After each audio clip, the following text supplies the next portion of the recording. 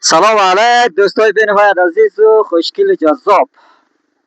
دوستا ما امروز در منطقه تایخوال منطقه کلگان آمده. کلگان هم یکی از مناطق ولسوالی نمبر 2 یکاولنگ ولایت بامیان است.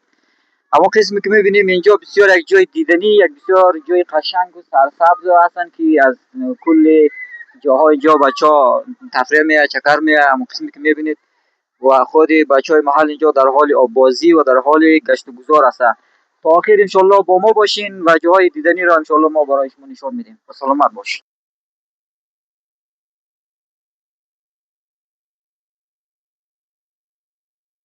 سلام علیکم لالای مانده نشی؟ خیر باشید. خوبی سلامتی؟ نام تو چیه؟ یوسف. یوسف جان از کجا آمده؟ از دشت سچک. از دشت سچک شما؟ خب اینجا در موتور آمده یا در خط؟ در موتور. در موتور آمده؟ خب اینجا چکر آمده دیگه نه؟ خب امروز چیز پخته کرده اینجا در مازار؟ برنج. برین کده؟ تمام ولده خدا نخیره یا مورم میده؟ قسمی. هر کس که به گفت نداره دیگه. یعنی میتونید از ما بری یک کاسه را. سر فرست بگیر؟ بسیار خوب. دیگه برد از ما یک کاسه بیار که ما بسیار ما گوشنهی خب؟ یک کمک بیار خب؟ آفرین دیگه.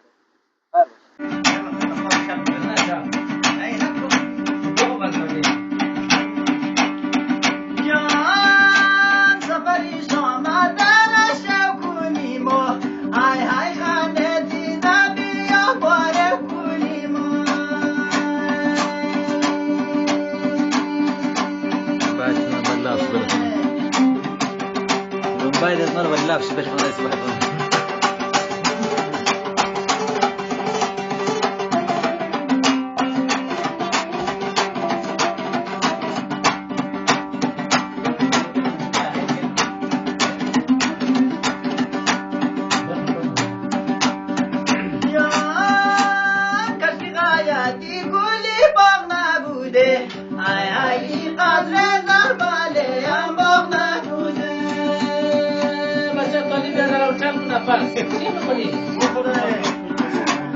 بس نمایندان بیسته شد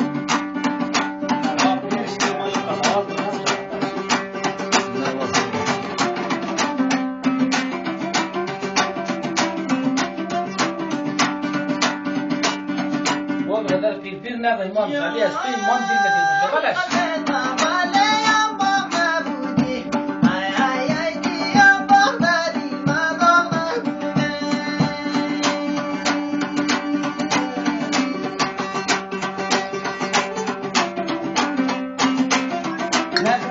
Gracias.